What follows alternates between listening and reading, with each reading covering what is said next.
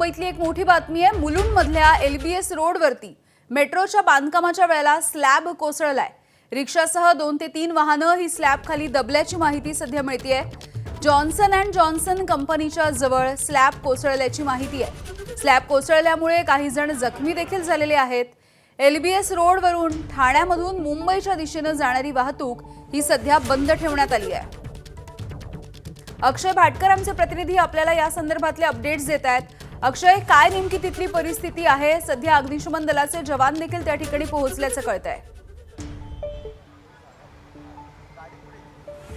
मी सध्या त्या स्पॉटवर आहे। अग्निशमक दल या ठिकाणी आहे, त्याचबरोबर पोलीस देखील मोठ्या प्रमाणात आहेत। आणि इथे जर आपण पाहिलं तर या ठिकाणीच अगदी 12:15च्या सुमारास हा स्लॅब कोसळला।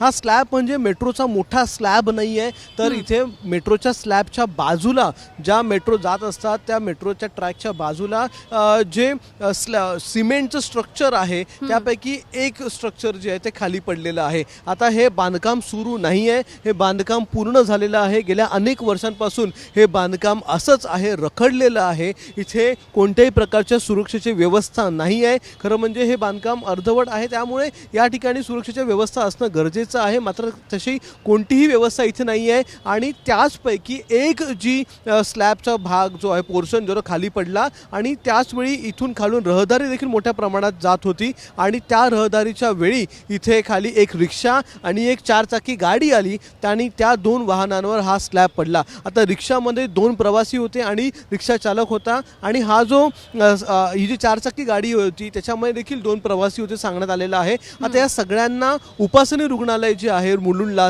त्या ठिकाणी ॲडमिट करण्यात आलेलं आहे। आणि यामध्ये सूत्रांची माहिती अशी आहे की एकाचा मृत्यू झाल्याची माहिती इथे मिळते आहे। त्यामुळे आता पोलीस आणि अग्निशमक दल आणखीन अशा प्रकारची घटना होऊ नये यासाठी प्रयत्न करत आहे। इथे तर आपण बाजूला बघितलं तर आणखीन एक जो या स्लॅबचा भाग आहे तो देखील पडण्याच्या परिस्थितीमध्ये आहे। तो थोडासा बाहेर कललेला आहे, बाहेर निघालेला आहे, निखळलेला आहे। त्यामुळे तो भाग जो आहे तो देखील खाली पडून पुन्हा इथे दुर्घटना होऊ नये यासाठी आता उपाययोजना करण्याचे प्रयत्न इथे सुरू करण्यात आलेले आहेत। पोलीस आणि अग्निशमक दल त्याच गोष्टीमध्ये इथे व्यस्त आहे की पुन्हा इथे या ठिकाणी काहीतरी दुर्घटना होऊ नये। मात्र प्रश्न हाच आहे की आजची जी घटना आहे त्या घटनेमध्ये जर मृत्यू झाला असेल तर त्या ठिकाणी ही जबाबदारी कोणाची?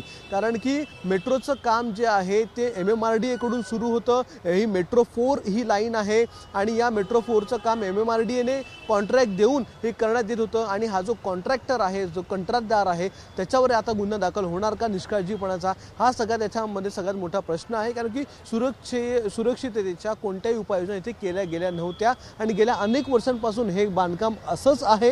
ते बांधकाम अर्धवट असताना देखील या ठिकाणी कोणती काळजी घेतली गेली नव्हती। इथले बॅरिकेड्स देखील हटवण्यात आल्यामुळे वाहनं जी आहेत ती पूर्णतः वेगाने या ठिकाणून जात असतात। आता मात्र वाहन चालकांसाठी हा रस्ता बंद करण्यात आलेला आहे। सगळी वाहनं जी आहेत ती एकाच लेनवरून दोन्ही बाजूची वाहतूक या ठिकाणी सुरू ठेवण्यात आलेली आहे। म्हणजेच ठाण्याच्या दिशेने जाणारी आणि भांडूपच्या दिशेने जाणारी वाहतूक जी आहे ती एकाच लेनवरून सध्या आहे। त्यामुळे काही प्रमाणात वाहतूक कोंडी देखील झालेली आहे। मात्र हा रस्ता बंद ठेवणं गरजेचं आहे जोपर्यंत इथे बाजूचे जे स्लॅबचे पोर्शन आहेत ते पूर्णतः नीट बसवले जात नाहीत आणि सुरक्षित आहेत असं सर्टिफिकेट मिळत नाही तोपर्यंत हा रस्ता जो आहे तो बंद ठेवण्यात येईल अशी माहिती सध्या मिळते। त्यामुळे पाहूयात आता नेमकं यावर काय नेमका गुन्हा दाखल होतो किंवा कशा प्रकारे काय।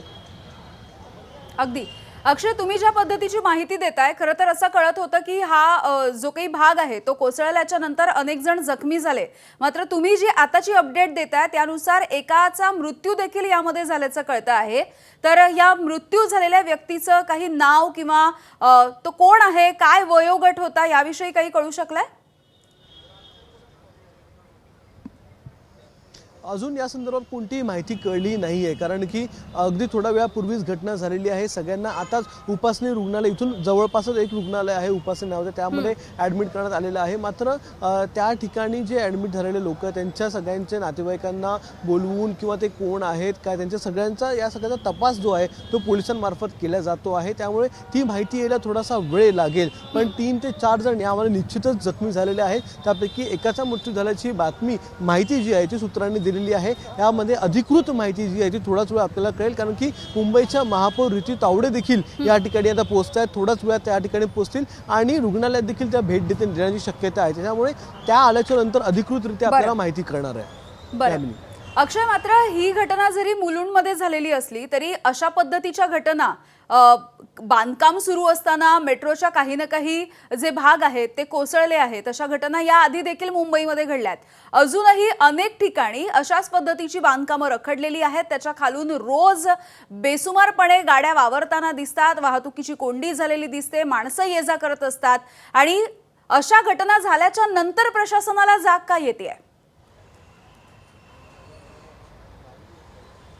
महत्त्वाचा आहे हा प्रश्न, कारण की MMRDAने मेट्रो 4 हिची या मेट्रो 4 लाईनची मंजुरी जी आहे ती 10 ते 12 वर्षांपूर्वी दिलेली आहे। त्याच्यानंतर या मेट्रो लाईन 4चं काम देखील बऱ्यापैकी झालेलं आहे। ठाण्यामध्ये तर एक पोर्शन जो आहे 10 स्टेशनचा तो खुला करण्यात येणार आहे, मात्र ठाण्यापासून ते वडाळ्यापर्यंत जाणारी ही जी मेट्रो लाईन आहे त्याचं काम ठिकठिकाणी अशाच प्रकारे अर्धवट। आता इथे जरी आपण पाहिला तर हा भाग जो आहे तो पिलरवर उभा करण्यात आलेला आहे, पिलरला रंगरंगोटी करण्यात आलेली आहे, मात्र वरचा पोर्शन जो आहे त्यामध्ये अजूनही अनेक ठिकाणी सळ्या बाहेर आलेल्या आहेत, त्या पूर्णतः बंद करण्यात आलेल्या नाहीत। बाजूला जे मेट्रोचं स्टेशन बांधण्यात आलेलं आहे त्या मेट्रोच्या स्टेशनवर देखील अशाच प्रकारे अर्धवट बांधकाम आहे, तिथे देखील कोणत्याही प्रकारची सुरक्षित त्याच्या उपाययोजना करण्यात आलेल्या नाही आहे। त्या मेट्रोच्या स्टेशनच्या वरती देखील जे बांधकाम करण्यात आलेलं आहे, म्हणजे रूफटॉप जे बांधण्यात आलेलं आहे, मेट्रो स्टेशनचं रूफ जे आहे त्या ठिकाणी देखील कुठेही व्यवस्था नाही। त्यामुळे हा संपूर्ण पोर्शन जो आहे LBS रोडवरून ही जी मेट्रो 4ची लाईन जाते त्या पूर्ण मेट्रो 4च्या लाईनवर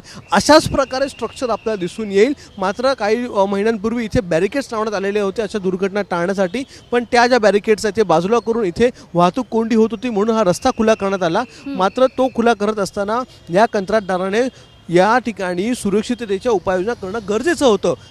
MMRDAने त्या संदर्भात खात्री करून घेणं गरजेचं होतं, मात्र ते करण्यात आलं नाही आहे आणि अशी घटना ठाण्यामध्ये देखील घडलेली होती। याच मेट्रो 4च्या संदर्भातला तो कॉन्ट्रॅक्टर होता, त्याच्यावर कारवाई झाली का हे देखील अजून अनिश्चित आहे। त्यामुळे या देखील कॉन्ट्रॅक्टरवर कारवाई होणार का हे देखील अनिश्चित आहे।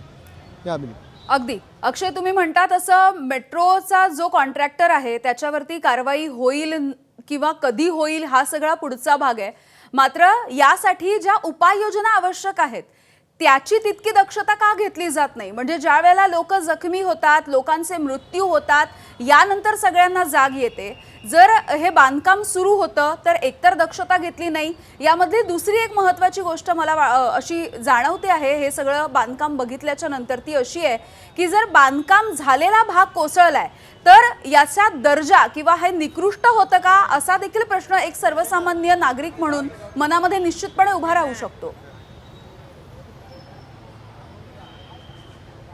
हे निश्चितच आहे, कारण पूर्ण बांधकाम जे आहे ते आता बऱ्यापैकी झालेलं आहे। त्याच्यानंतर या पूर्ण स्ट्रक्चरचं स्ट्रक्चरल ऑडिट हे वेळोवेळी होणं गरजेचं आहे, मात्र ते स्ट्रक्चरल ऑडिट हे वेळोवेळी होत नाही आणि बांधकाम सुरू असताना एखादी दुर्घटना घडणं किंवा एखादा असा स्लॅब कोसळणं ह्या आधी देखील झालेलं आहे। त्या घटना देखील निश्चितच होऊ नये यासाठी काळजी घेणं गरजेचं आहे। मात्र आपण समजू शकतो की बांधकाम सुरू होतं, पण इथे जर आपण पाहिलं तर ही मेट्रो लाईनचं बांधकाम जे आहे ते गेल्या अनेक वर्षांपासून अशाच प्रकारे आहे आणि गेले अनेक वर्ष इथले रहिवासी, इथले नागरिक, इथून येण्या जाणारे सगळे हे वाहन चालक अशाच याच मेट्रोच्या अर्धवट बांधकामाच्या खालून प्रवास करतात आणि नेहमीचा तो त्यांचा प्रवास आहे। आता याबद्दल कोणालाही वाटलं नव्हतं की अशा प्रकारे एखादा स्लॅब कोसळेल आणि यामध्ये इतकी मोठी दुर्घटना घडेल, पण आज ती घडली आणि आता मात्र इथे आपण पाहिलं तर हे फायर ब्रिगेडचे कर्मचारी देखील हेच मोजमाप करतायत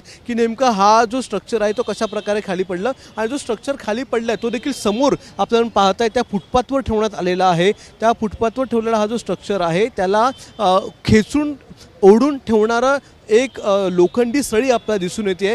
ती सळी किंवा त्या ज्या वायर आहेत लोखंडाच्या त्या तुटल्या आणि मग हे स्ट्रक्चर खाली पडलं का हा देखील या ठिकाणी प्रश्न आहे। असे दोन स्ट्रक्चर आपल्याला दिसतात बाजूबाजूला, एक हा जो मध्ये आहे तो आहे आणि एक पुढे देखील अशाच प्रकारचं तो स्लॅब जो आहे तो बाजूला करून ठेवण्यात आलेला आहे। त्यामुळे जे स्लॅब पडणारे आहेत किंवा स्लॅबचे हे जे भाग पडणारे आहेत ते बाजूला करणं गरजेचं आहे। आता उर्वरित जे स्लॅबचे भाग आहेत ते देखील अशाच प्रकारे वरती लोंबकळत आहेत किंवा अतिशय धोकादायक परिस्थितीमध्ये आहेत ते देखील बाजूला करणं गरजेचं आहे आणि ते कसे बाजूला करण्यात येतील याच संदर्भात आता पोलीस आणि फायर ब्रिगेड जे आहे ते इथे कारवाई करताना दिसून येत आहे.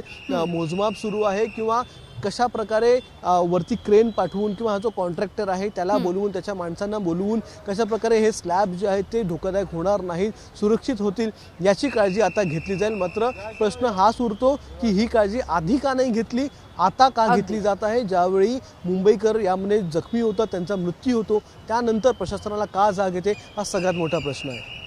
अगदी सध्याची अक्षय तिथली स्थिती नेमकी काय आहे वाहतुकीची? कारण ठाण्यावरून मुंबईच्या दिशेनं जाणारी वाहतूक ही एका मार्गाने सुरू असल्याचं कळतंय. सध्याची काय स्थिती आहे तिथली?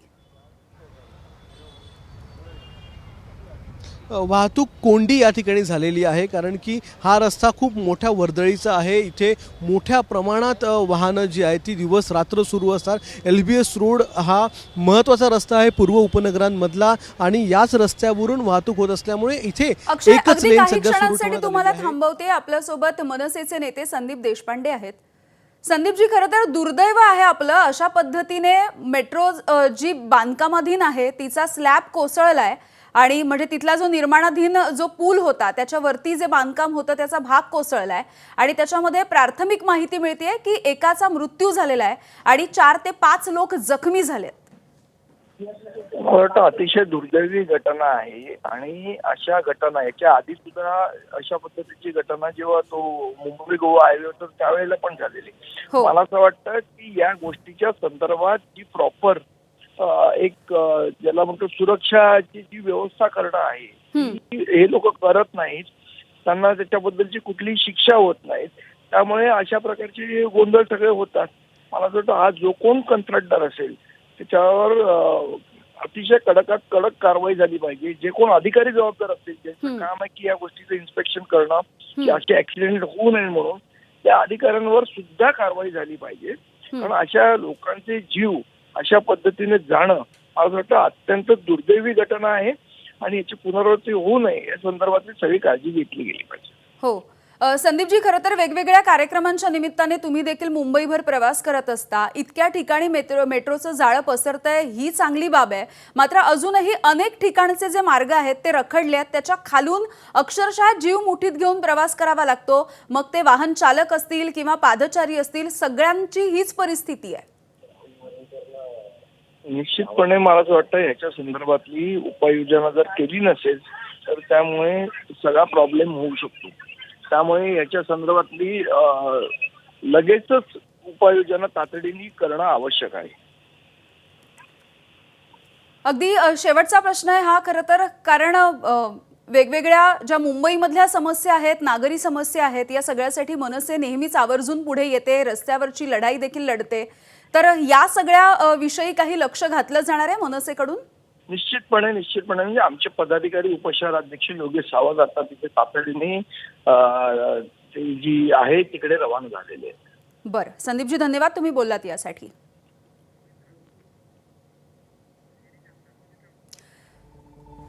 ठाकरेंच्या शिवसेनेचे आमदार सुनील राऊत आहेत आपल्यासोबत. सुनीलजी, एक दुर्दैवी घटना मुलुंडच्या परिसरामधली, ज्या ठिकाणी हा निर्माणाधीन जो मेट्रोचं बांधकाम होतं त्याचा काही भाग कोसळला, काही लोक जखमी झालेत आणि जी प्राथमिक माहिती आहे त्यानुसार एकाचा मृत्यू देखील झालाय. अत्यंत दुर्दैवी आणि वाईट घटना आहे. परंतु भर रस्त्यामध्ये काम चालू असताना वरून तो स्लॅब कोसळला. त्याच्यामध्ये एक रिक्षा आणि 2 गाड्यांचं नुकसान आणि माझ्या अंदाजे 1-2 माणसं अजून त्या ढिगाऱ्याखाली त्या रिक्षा आणि त्या गाडीखाली दबली गेलेली आहे. हे का झालं याचा अभ्यास या सरकारने केला पाहिजे. कसं कोसळलं, का कोसळलं, याच्यामध्ये चुकी कोणाची आहे आणि ज्यांची चुकी असेल त्यांना योग्य शिक्षा देणार आहेत का, की असंच सहज सोडून दुर्लक्ष करून जे मेले त्या माणसावर अन्याय करणार का, याचा अभ्यास या सरकारने केला पाहिजे. परंतु आमच्या मते अत्यंत वाईट आणि दुर्दैवी घटना आहे. ठीक आहे सुनीलजी, धन्यवाद. तुम्ही बोललात, तुमची भूमिका मांडलीत यासाठी. यानंतर आपण थेट जाऊयात. आमचे प्रतिनिधी अक्षय भाटकर आपल्या सोबत आहेत, थेट ज्या ठिकाणी ही घटना घडली आहे त्या स्थळावरून. प्राथमिकता याच्यामधला जे इंजुअर्ड्स आहेत त्यांना हॉस्पिटलला हलवणे होते, गाड्या घटनास्थळावरनं बाजूला घेणं होतं. या गोष्टी आत्ता नुकत्याच आम्ही केलेल्या आहेत. याच्यामध्ये FIR जी होईल गुन्हा दाखल करताना सविस्तरपणे याच्यामध्ये सर्व कारणांचा शोध घेऊन आम्ही एक स्ट्रिंजंट सेक्शननुसार याच्यामध्ये FIR दाखल करणार आणि संबंधित सर्व दोषींवर कडक कारवाई त्याच्यामध्ये. किती लोक होती पॅसेंजर म्हणून काय रिक्षामध्ये, किंवा ती एक चारचाकी गाडी देखील आम्ही बघितली, त्यामध्ये किती लोक होते आणि त्यातले किती जण जखमी आहेत किंवा कोणा इतर हे माहिती त्या संदर्भात? 4 व्यक्ती होत्या, त्यापैकी एक व्यक्ती मयत झालेला असून उर्वरित 3 व्यक्ती या त्याच्यामध्ये जखमी झालेल्या आहेत आणि 3ही व्यक्ती हॉस्पिटलला ॲडमिट करण्यात आलेल्या आहेत. सर, एक दिसून येते ते आणखीन काही भाग जे आहेत ते अजूनही बाहेर कललेले आहेत किंवा बाहेर पडू शकतात, धोकादायक परिस्थितीमध्ये आहेत, त्या संदर्भात आपण काही कारवाई करणार आहात का? तात्काळ MMRDAच्या अधिकाऱ्यांना याबाबत सूचित करण्यात आलेलं आहे की सर्व असे जे भाग LBS रोडला दिसून येतात ते अंडर कन्स्ट्रक्शन ब्रिजचे पार्ट आहेत, या सर्वाचं जे आहे ते फिजिकल इन्स्पेक्शन आता तात्काळ सुरू करून ज्या ठिकाणी त्यांना वाटतं आहे की हे धोकादायक आहे तर तो एरिया कॉर्डन ऑफ करून त्या ठिकाणी जे प्रिव्हेंटिव्ह मेजर्स आहेत ते घेण्यासंदर्भात आम्ही त्यांना सूचित केलेलं आहे. वाहतुकीच्या संदर्भात काय आता बदल करण्यात आलेले आहेत, कारण की महत्त्वाचा रस्ता आहे, रहदारी प्रचंड आहे.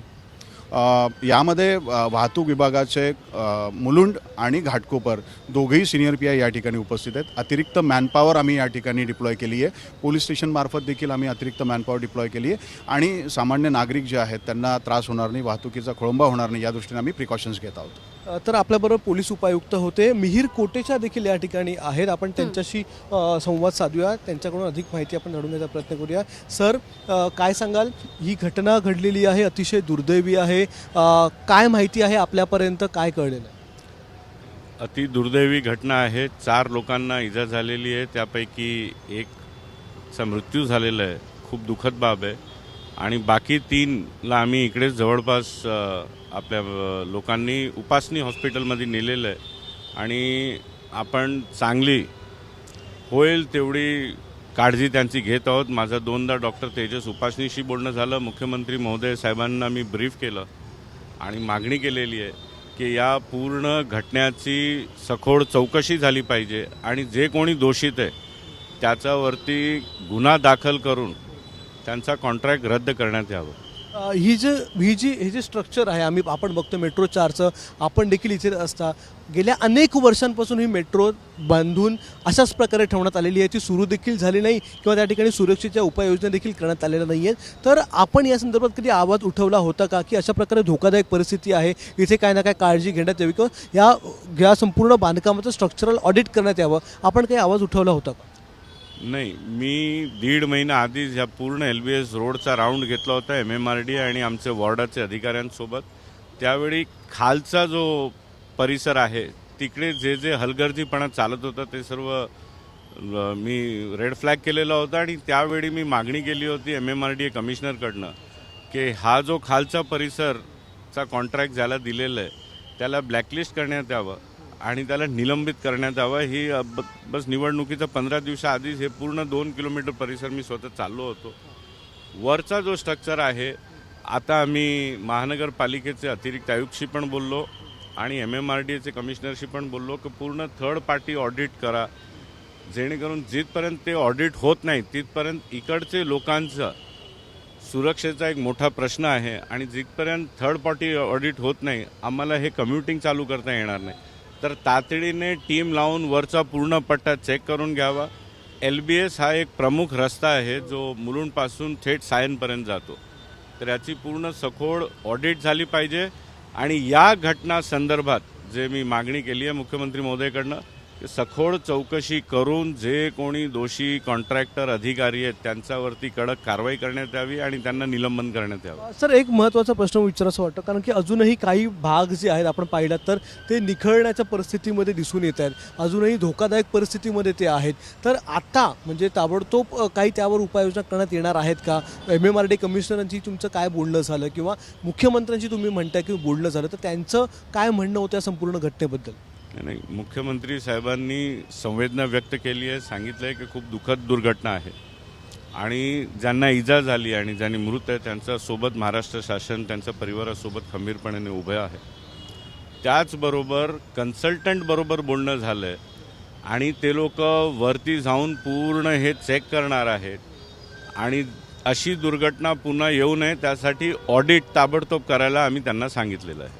आपल्याबरोबर मिहिरजी कोटेचा होते आणि आपण पाहत होता की कशा प्रकारे या संपूर्ण घटनेची चौकशी व्हावी अशी मागणी त्यांनी केलेली आहे. मुख्यमंत्र्यांचं आणि त्यांचं बोलणं झालेलं आहे. मुख्यमंत्र्यांनी देखील संवेदना व्यक्त केलेली आहे आणि जे जखमी आहेत त्या संपूर्ण जखमींची काळजी किंवा याच्या पुढची जबाबदारी जी आहे ती सरकार उचलणार आहे असं देखील मुख्यमंत्र्यांनी त्यांच्यामार्फत सांगितलेलं आहे. त्यामुळे महत्त्वाचा प्रश्न हाच आहे की ही जी घटना घडली त्या संदर्भात आता चौकशी होणं गरजेचं आहे. चौकशी अगदी अक्षय. होऊन याच्या पुढे अशा प्रकारच्या घटना होणार नाहीत कारण की हा संपूर्ण मोठा स्ट्रेच आहे. ही जी मेट्रो 4 आहे ती मुंबईतली त्यामुळे सगळ्यात घटना मोठी, घडलेली आहे. आता कारवाईचा बडगा नेमका कधी आणि काय उगारला जातो, काय नेमकं यामधून समोर येतं हे बघणं महत्वाचं आहे. तुर्तास धन्यवाद अक्षय माहितीसाठी. एबीपी माझा, उघडा डोळे बघा नीट.